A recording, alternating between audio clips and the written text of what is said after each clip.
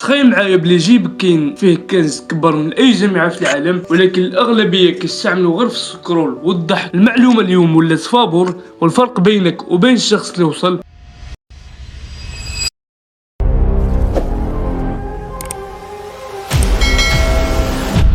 هو التعلم الذاتي. اليوم غنعطيك خطوات عمليه باش تبدا تعلم اي مهاره من الزيرو وتولي محترف فيها. علاش كنفشلوا؟ بزاف منا كيبغي يبدا ولكن كيتلف وسط كثرة المصادر.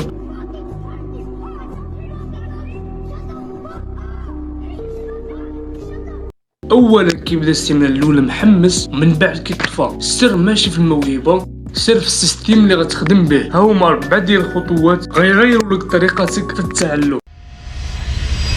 حدد شنو وعلاش. ما تحاولش تتعلم كلشي دقه واحده، اختار مهاره واحده وسول راسك علاش بغيتي تتعلمها، حيت هاد علاش هي اللي غتخليك صامد ملي غيطلع لك.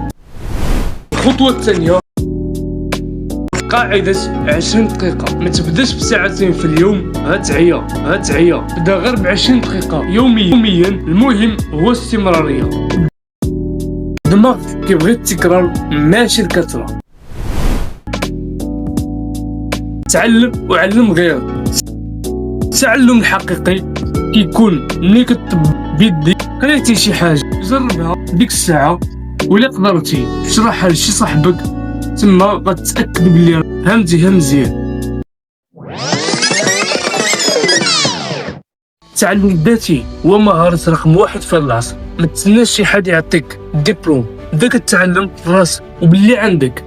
وقول لي في التعليقات شنو هي المهارة اللي باغي تبدا فيها من غدا.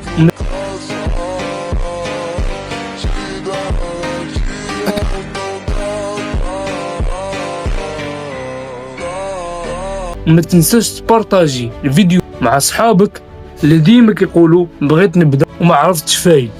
كان معكم اسامه امبروف. تهلاو.